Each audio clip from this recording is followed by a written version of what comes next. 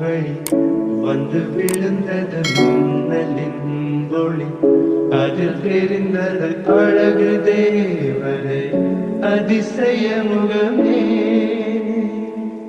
ஆஹா நீ பொலி எழு இரு விழிகளும் தீக்குச்சியேன என்னை உரசிட கோடி பூக்களாய் மலர்ந்தது மனமே.